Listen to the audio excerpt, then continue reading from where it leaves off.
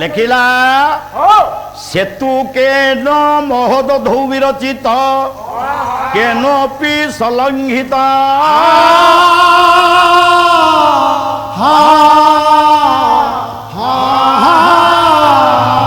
সখা শ্রী রঘুনন্দনে নদুতিবর কিমপি রাজ্যাধিপ তদবংশজ ভব ভব কপ্যজ নিচার্ণ ভিক্ষা ছনই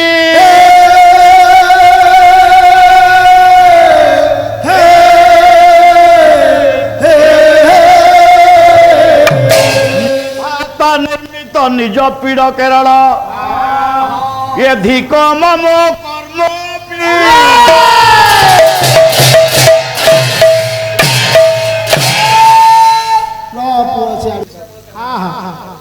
মমারাধ্য মম পূজ্য মম বরণ্য ভগবতাশ্রয়ী ভাগবত প্রেমী হরি প্রেমী কৃষ্ণ প্রেমী পালা প্রেমী সাহিত্য অনুরাগী ভদ্র ব্যক্তিমণ্ডলী এবং মোর চির কল্যাণ প্রদায়িনী চির কলিয়া মাতৃস্থানীয় ভগ্নিস্থানীয় মা ভৌণী সস্নেহী কুনাকুনি পুଅ ଝିଅ ମାନ ସର୍ବାଦୌ ପାଲା ମହାଯଜ୍ଞର ଦ୍ୱିତୀୟ ଜାମିନୀର ଦ୍ୱିତୀୟ ପର୍ଯ୍ୟାୟ ନାରାୟଣଙ୍କର ପବିତ୍ର ମଞ୍ଚ ଉପରେ ଦଣ୍ଡାକ୍ଷଣୀ ବିଶ୍ୱସ୍ରଷ୍ଟା ବିଶ୍ୱକର୍ତ୍ତା ବିଶ୍ୱନିୟନ୍ତା ଚିର ଚିନ୍ମୟ ଚିର ସୁନ୍ଦର ଗୋପୀ ମନ ଚିତ ଚୋର ପଞ୍ଚାତ୍ମାଧାରୀ ପରମ ପ୍ରେମମୟ ଆନନ୍ଦ କନ୍ଦ ସଚିଦାନନ୍ଦ ବିଶ୍ୱଚିନ୍ତାମଣି ଠାକୁରଙ୍କର ଅଭୟ ତଳେ ଦିନହୀନ ଅକିଞ୍ଚନ ଜଣାଉଛି ଅନନ୍ତ କୋଟିବାର ଦଣ୍ଡ ପ୍ରଣାମ। ଆପଣମାନେ ପାଲା ଚତୁଃପାର୍ଶ୍ୱରେ ନରରୂପୀ ନାରାୟଣ ଯୋଉମାନେ ଉପସ୍ଥିତ ଅଛନ୍ତି ସେମାନଙ୍କର ପଦାରବିନ୍ଦରେ ଏ ଦିନହୀନ ଅକିଞ୍ଚନ ଆଜି ଜଣାଉଛି ଅନନ୍ତ କୋଟିବାର ଦଣ୍ଡ ପ୍ରଣାମ। ଧନରେ ଛଅଟାରୁ ପାଲା ବାଲା ମଞ୍ଚକୁ ଆସି ଭାଇ ବସ ସମସ୍ତେ ମୋ ବାପା ବସିଛନ୍ତି ମଞ୍ଚକୁ ଆସ 10-15 କି ମଞ୍ଚ ଛାଡ଼ିବେ ଯାହା କିଛି ପାଲା ପରିବେଷଣ ହେଲା ଆପଣମାନେ ଦେଖିଛନ୍ତି ଶୁଣିଛନ୍ତି ଆଗ ଗୋଟିଏ ଗୋଟିଏ ଅଳିଆକୁ ହଟେଇବାକୁ ପଡ଼ିବ ତାପରେ ଗନ୍ତବ୍ୟ ମାର୍ଗ ନିର୍ଦ୍ଧାରଣ କରିବାକୁ ପଡ଼ିବ। ପ୍ରଶ୍ନଟା ଅଛି ମୋ ପାଇଁ ଶୂନ୍ୟ ଦୌଡ଼ିରେ ବନ୍ଧା ହେଲା ଜଣେ ମୁକୁଳିଲା ଆଉ ଜଣେ ନାଇଁ ନାଇଁ ନା ଅଳିଆ ତ ସଫା କରିବି ମଞ୍ଚକୁ ଆସି ଯେତେବେଳେ ଅଳିଆଟାକୁ ଆଗ ହଟେଇବା ତାପରେ ନିଜ କର୍ତ୍ତବ୍ୟ ପଥରେ କି ଅଗ୍ର ଆପଣ ହଉଛନ୍ତି ବିଚାରକ ମଣ୍ଡଳୀ ଦୁଇଟି ଓକିଲ ଆଜି ଆପଣଙ୍କ ମଞ୍ଚରେ କି ଲଢୁଛନ୍ତି ନାଇଁ ଆମେ ଦୁଇ ଜଣ ଓକିଲ ଆର୍ଗୁମେଣ୍ଟ କରିବୁ ବାପା ବିଚାର କରିବ କି ଆମ କତିରେ କଣ ବିଚାର ଶକ୍ତି ଅଛି ଅଛି ଜଜ ବିଚାର କରିବେ ନା ଇଏ ଜଜ ହଉଛନ୍ତି ଆପଣ ମାନେ ପାଲା ହଉଛି ଆଲୋଚନା ସମାଲୋଚନା ପର୍ଯ୍ୟାଲୋଚନାକୁ ନେଇକିରି ପାଲା ଖାଲି ମେଞ୍ଚେ ଗାଈ ଦେଲେ ପାଲା ହବନି 9ଟା ରସକୁ ନେଇକି ପାଲାର ସୃଷ୍ଟି ବାପାରେ ସେ ବେଶୀ କଥା ମୁଁ କହିବିନି କାହିଁକି ସାନ ଭାଇ ଯେତେବେଳେ ବଡ ଭାଇ ବୋଲିକି ସ୍ୱୀକାର କରୁଛେ ତାହେଲେ ଏଠି ସାନ ଭାଇ ଦୃଷ୍ଟିରୁ ତାକୁ କ୍ଷମା କରିବାଟା ଉଚିତ କିନ୍ତୁ କିନ୍ତୁ ଶିକ୍ଷା ଦେବାର ଯୋଗ୍ୟତା ଆମ ପାଖରେ ଅଛି ସାନ ଭାଇ ଲମ୍ବା ଭବିଷ୍ୟତରେ ପଡିଛି ବାପା ଲାଇନଟାକୁ ଆଗେ ସୁଧାର ତାପରେ ପାଲା ମଞ୍ଚକୁ ଆସ ନାଇଁ କହିବାର ଅର୍ଥ ଆପଣ ମାନେ ଥିଲେ 2 ଦିନ ହେଲା ପାଲା ହେଲାଣି 2 ଥାକ ତାଙ୍କର ଗଲାଣି ଗୋଟା ଥାକ ଯାଇକି ଦ୍ୱିତୀୟ ଥାକରେ ମୁଁ ଆଜି ପଡିଛି ଆପଣ ମାନେ ବିଚାର କରନ୍ତୁ ଦାସ ପାଲାରେ ଅଳିଆ ନାହିଁ ହାଉଲିଂ ପାଲା ଦାସର ନୁହଁ କହିବି ସଠିକ କହିବି ଯେତିକି ଆପଣ ମାନଙ୍କ ଦୟା ଆଶୀର୍ବାଦ ପିତା ମାତାଙ୍କ ଆଶୀର୍ବାଦ ଗୁରୁଙ୍କର ଆଶୀର୍ବାଦ ମୋ ଜ୍ଞାନ ସାର ଭିତରେ ମୁଁ ଯେତିକି ଶିକ୍ଷା ଅର୍ଜନ କରିଛି ସେତିକି ଆପଣମାନଙ୍କ ସମ୍ମୁଖରେ ପରିବେଷଣ କରିବି। ଗହଳିଆ ପାଲା ହବନି ଏଠି ବାପା, ଚଳିବନି।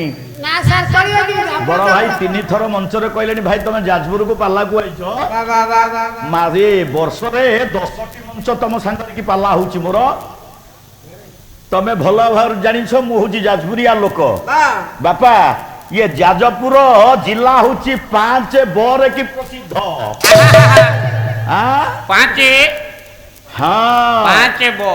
5 बर जिला हूँ ये जाजपुर जिला। बराह बिरजा विप्रा धन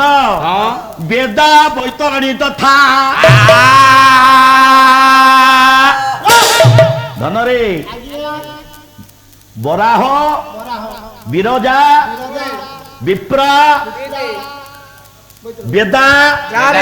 बैतरणी तथा क्षेत्रई बसेत राजन ये बोकार पंचदुल्लभा। 5 बो को नहीं की सृष्टि है बिरजा क्षेत्र जाजपुर जिला। 5 बर की प्रसिद्ध होउची मो देश, प्रसिद्ध होउची मो जिला बापा। प्रथम रहिले आपणकर बराह बापा रे कंताग्रे जे धारण करिसंती आपणकर पृथ्वी को जो बराह मूर्ति रे प्रभु सृष्टि को टेकी गिरी धरिसंती से मोरी जाजपुर क्षेत्र। बिरजा क्षेत्रेश्वरी होती माँ बिरजा नहीं विप्रा ये जाजपुरिया ब्राह्मण जतिक प्रसिद्ध आज्ञा एमती जिला नहीं जो ये जाजपुरिया ब्राह्मण मिले। वेद जो वेद को उद्धार करा जाइथिला से क्षेत्र होउछि बिरजा क्षेत्र जाजपुर माटी नहीं जो बैतरणी भली नदी प्रवाहित होउछि। प्रत्येक वर्ष जेतबले तीर्थ आसिकरी पहुंचुछि बापा रे केते श्रद्धालु जे बुड़ दउछंती पाप क्षय करूछंती तार हिसाब नहीं। ये क्षेत्र होउछि वो बिरजा क्षेत्र।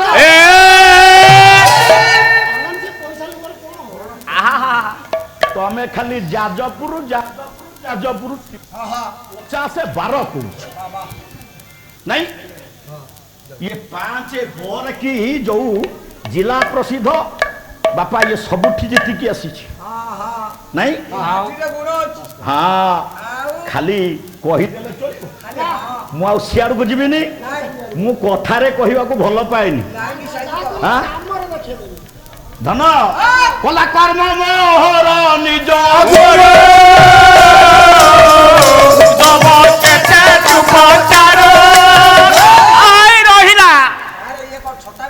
ये कर्म को करी आज सारा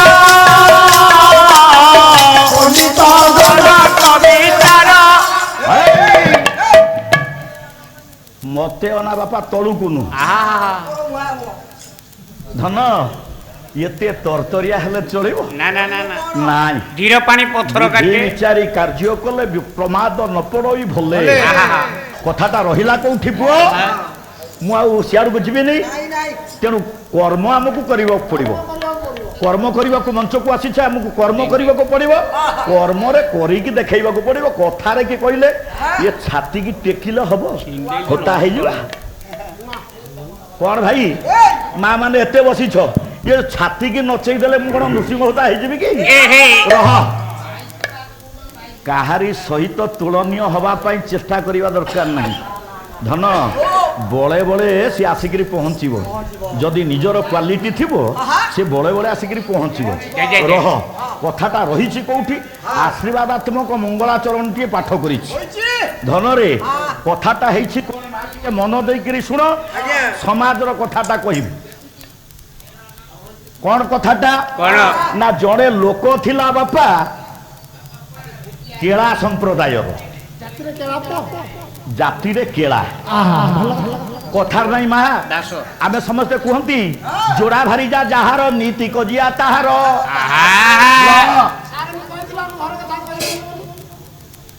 ମୁଁ ତମ ଘର କଥା କହିଲି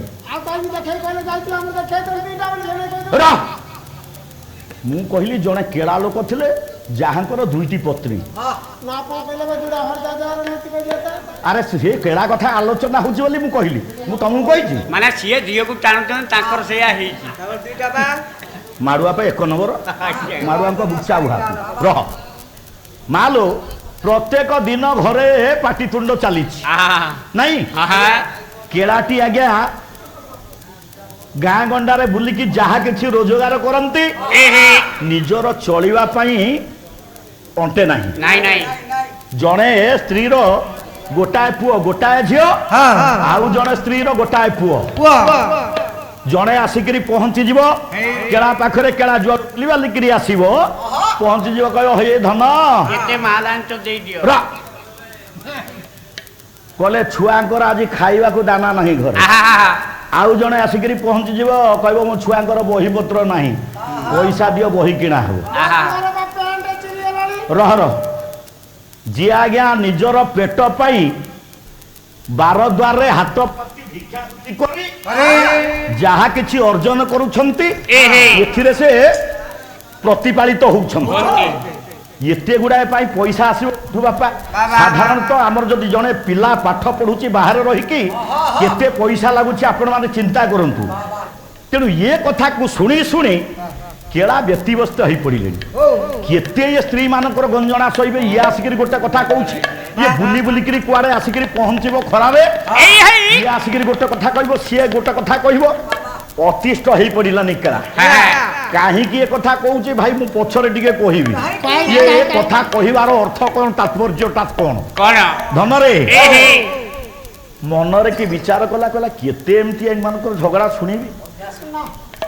କୁଆଡୁ ଗାଁ ଗଣ୍ଡାରୁ ଟିକେ ବୁଲିକିରି ଖରା ତରରେ ଆସିଲା ପରେ ଟିକେ ଶାନ୍ତିରେ ବସି ହଉନି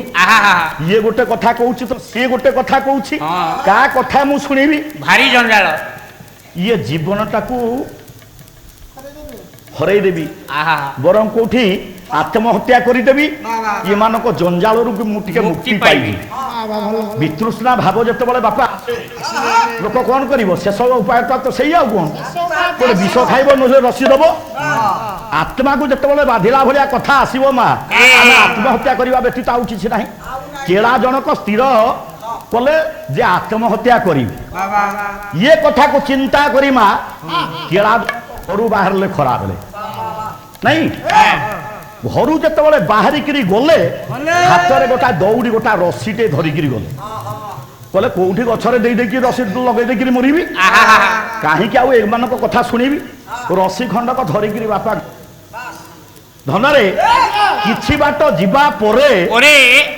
ଗୋଟା ନଦୀ ପଡ଼ିଲା ମା ନଦୀଟା ଯେତେବେଳେ ପଡ଼ିଲା କେଳାଟି ସ୍ଥିର କଲା କଲା ଏଇ ନଦୀରେ କି ଏ କଥାକୁ ମନରେ ଚିନ୍ତା କରି କେଳାଟି ନଦୀ କୂଳରେ କି ଯାଇକିରି ପହଞ୍ଚିଲା ମୋ ବାପା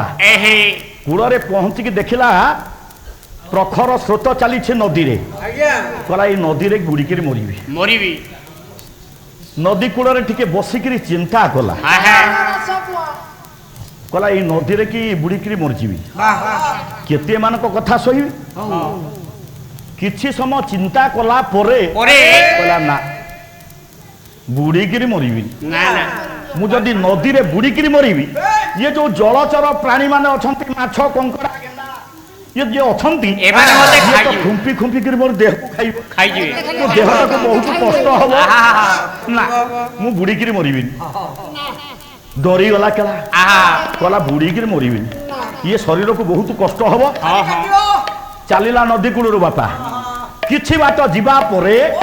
ପଡ଼ିଲା ଗୋଟାଏ ବଟ ବୃକ୍ଷ ଗୋଟା ବର ଗଛ ପଡ଼ିଲା ବାପା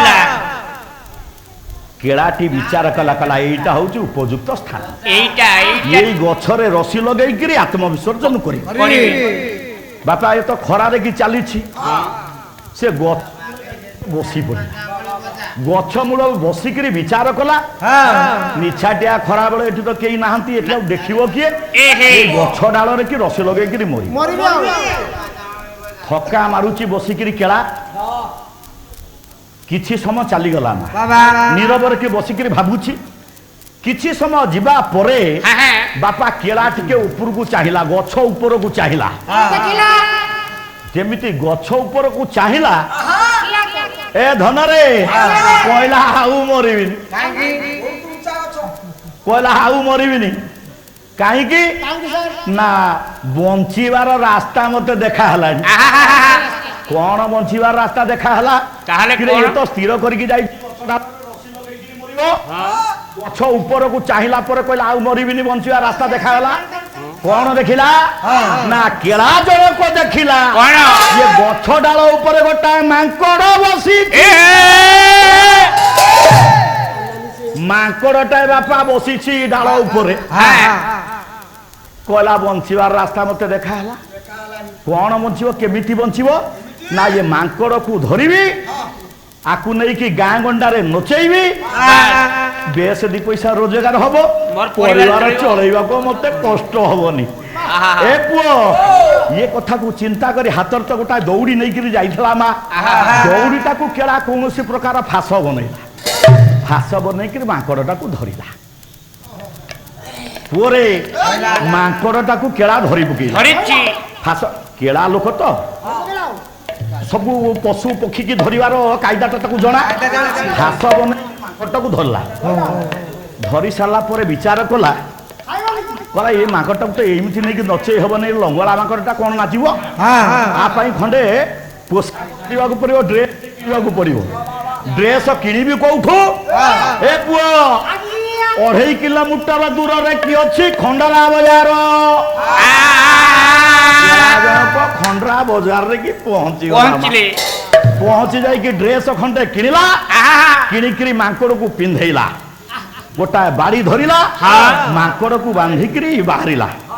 କହିଲା ଆକୁ ନଚେଇବି କୋଉଠି ନଚେଇବାକୁ ତ ଗୋଟେ ଜାଗା ଦରକାର ନା କୋଉଠୁ ଶୁଣିଲା କେଳା ଜଣକ କହିଲା ମାର୍କଣ୍ଡପୁରରେ ବାଦପାଲା ହଉଛି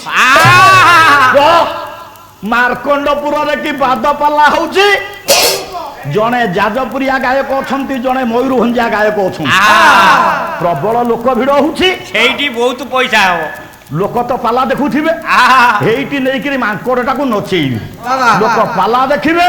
ମାଙ୍କଡ ନାଚ ଦେଖିବେ ପଇସା ବି ଦେବେ ଦି ପଇସା ରୋଜଗାର ହବ ମୋ ପରିବାର ଚଳେଇବାକୁ ଆଉ କିଛି ଅସୁବିଧା ହବନି ଆଉ ସହଜ ବାପାରେ କେଳାଟି କଲା କଣ ହଉ ଧୀରବର କୌତୁକି ଡେରିବେ ଶ୍ରବଣ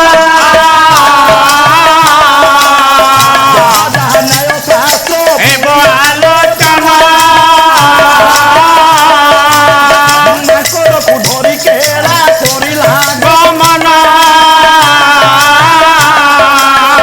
ମାର୍କଣ୍ଡପୁରରେ ଆସି ପ୍ରବେଶ ପହଞ୍ଚିଗଲା ମାର୍କଣ୍ଡପୁରରେ ଦେଖିଲା ପାଲା ଚାଲିଛି ଲୋକ ଭିଡ ଲାଗିଛି କହିଲା ହଁ ଏଇଠି ଦି ପଇସା ରୋଜଗାର ହବ ମୋ ପରିବାର ଚଳେଇବାକୁ ଅସୁବିଧା ହବନି ବାପା ମନରେ ବିଚାର କରି ମାଙ୍କଡ ନାଚ କରିବା ପାଇଁ ପ୍ରସ୍ତୁତ ହେଲା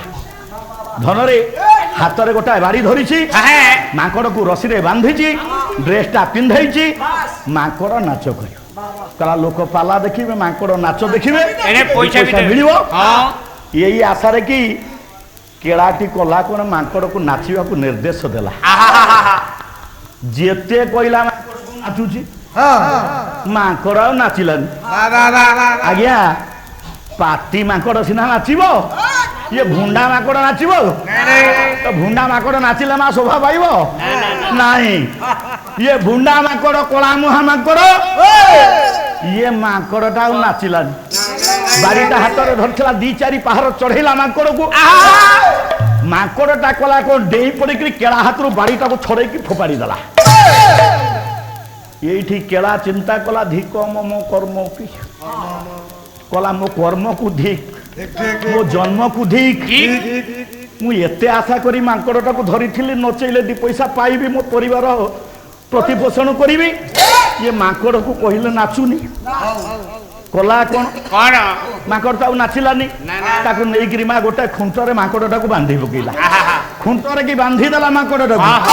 কইলা বাপা ন নাচিলু ନାହିଁ তু এইଠି থা বান্ধি দেলা মাଙ୍କড়କୁ ମାଙ୍କଡ ପାଖରେ ବସିକିରି ପାଲାକୁ ଚାହିଁଲା କିଏ ମା କିଏ ଚାହିଁଲା ରେ କେଳା ପୁଅଟି ଚାହିଁଲା ମାଙ୍କଡ ବନ୍ଧା ହେଇଛି କିଛି ସମୟ ଚାଲିଗଲା ଇଏ ଭୁଣ୍ଡା କଳା ମୁହା ମାଙ୍କଡ ଡାକିଲା କହିଲା ହଇରେ କେଳା ତୋର ଏଡେ ବହପ ଦେଖେ ଦେଖେ ଦେଖେ ତୋ ଗାରିମାକୁ ଦେଖେ ମୋ ଗାରିମାକୁ ଟିକେ ଦେଖେ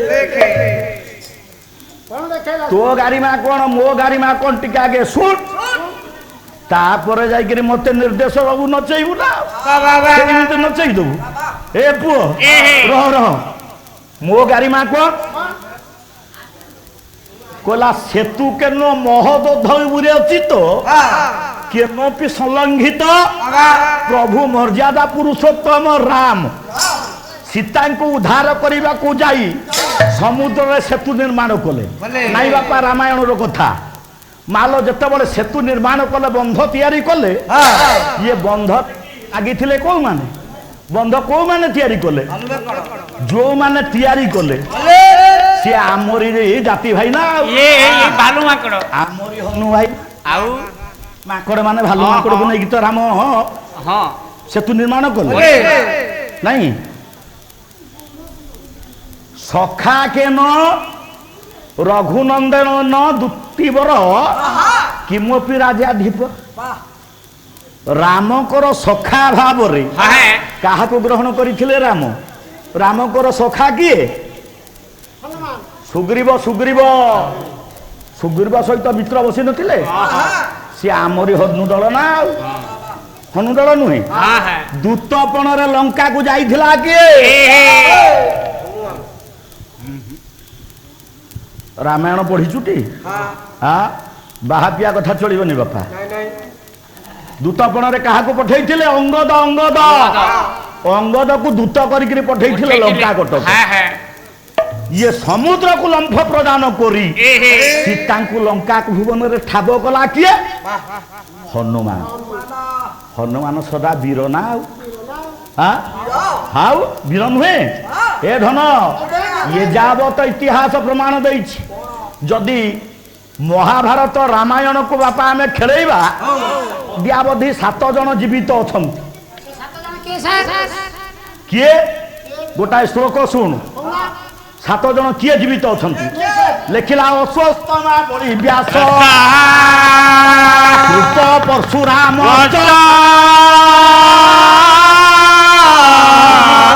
ହନୁମାନ ଚିରଞ୍ଜୀବି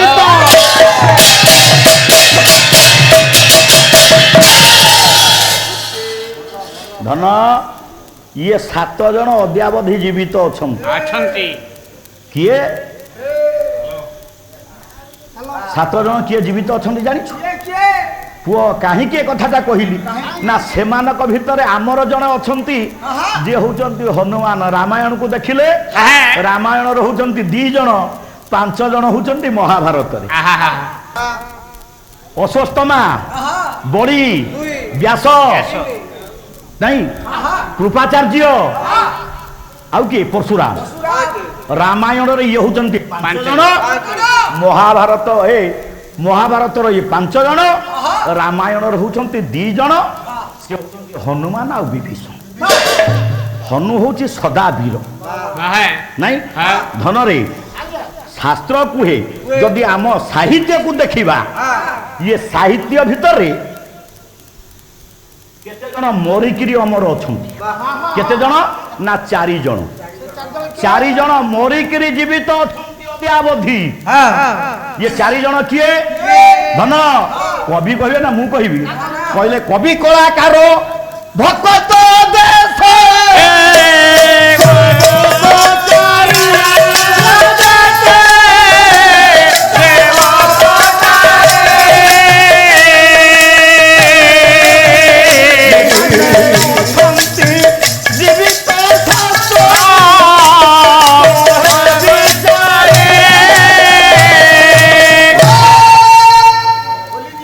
কবি কলাকার ভকত দেশ সেবক ଯେ 4 ଜଣ ବଞ୍ଚିକିରି ଏ ମରିକିରି ମଧ୍ୟ ଜୀବିତ ଅଛନ୍ତି। ଏହେ ପ୍ରଥମ ହେଲା କିଏ? କିଏ ସେ? ନା କବି। କବି ଆମେ ପାଲା ମଞ୍ଚକୁ ଆସିଲେ ବାପା ଭଞ୍ଜ ଲେଖିଲେ, ଅଭିମନ୍ୟୁ ଲେଖିଲେ, ରାଧାନାଥ ଲେଖିଲେ ନାଇଁ କବି ମାନଙ୍କ ନାମ ସେମାନେ କଣ ଆଉ ବଞ୍ଚିଛନ୍ତି କି ବାପା? କିନ୍ତୁ ମରିଥିଲେ ମଧ୍ୟ ଆଜି ଉଜ୍ଜୀବିତ ହେଇକି ତାଙ୍କ ନାଁଟା ରହିଛି। କବି କଳାକାର, କଳାକାର ଧନରେ ଯୋଉମାନେ ବାପା ହରିନାଥ ନାଇଁ ଆପଣଙ୍କର ପରମାନନ୍ଦ ଶରଣ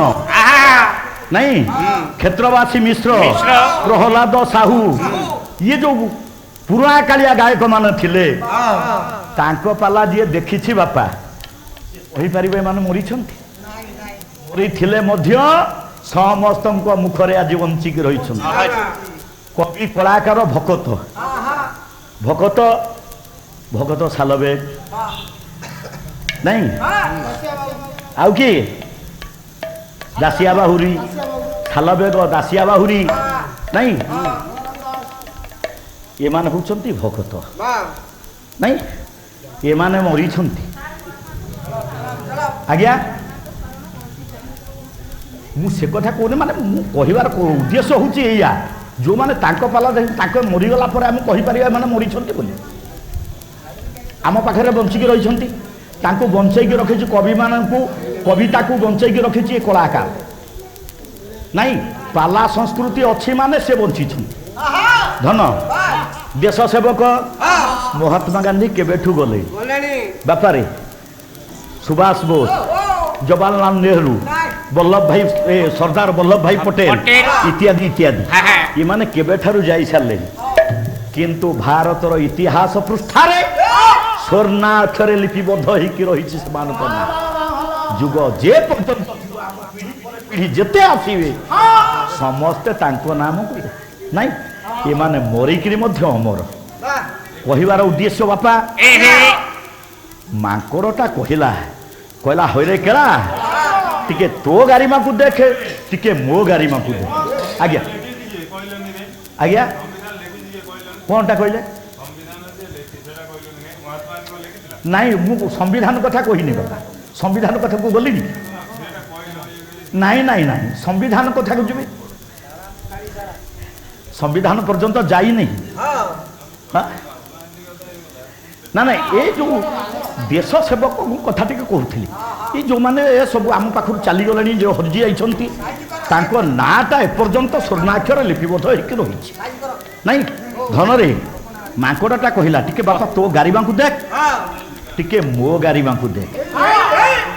ଏଇ କଣ ହେଇ ହଉଛୁ? ଧନରେ କଣ କହିଲା? ତଦ ବଂଶଜ ଭବ ଭବ କପ୍ୟଜ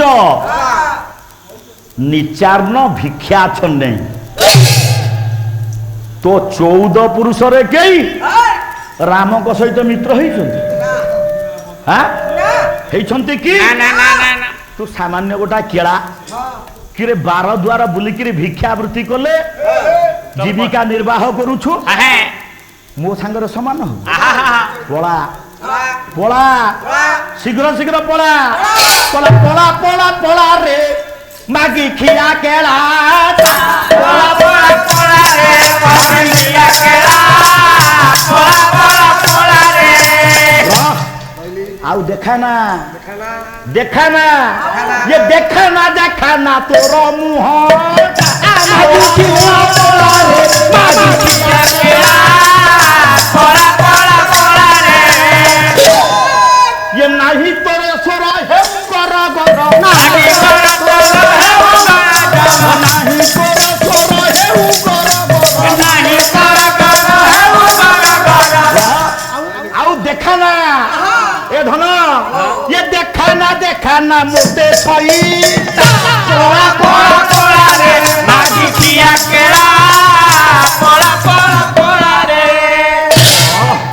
ये धोधा करिकी किछि लाभ नहीं ना ना धन कोला जीवन प्रति ममता अछि जदि भाई पळा पड़ा पड़ा जीवन नहीं पड़ा। तू 12 द्वार बुलिले जीविका निर्वाह करूछु ତୁ କ'ଣ ମୋ ସାଙ୍ଗରେ ସମାନ ହବୁ ମତେ ତୁ ନଚେଇବୁ ଆହା। ହନୁ ସଦା ବୀର ହେ ମୋ ଜ୍ଞାନୀ ମଣ୍ଡଳୀ ତେଣୁ ସେଇ ମର୍ଯ୍ୟାଦା ପୁରୁଷୋତ୍ତମ ରାମ ଠାକୁର ଯେ ଚମର ବୀର ଶ୍ରେଖର ହନୁମାନ ହଁ ସଭାରେ କି ଉପସ୍ଥିତ ହୋଇ ହଁ ସମସ୍ତଙ୍କର ମଙ୍ଗଳ ବିଧାନ କରନ୍ତୁ କରନ୍ତୁ ବୋଲ ସର୍ବେ ଆନନ୍ଦେ କବାର ହରି ହରି ବୋଲ।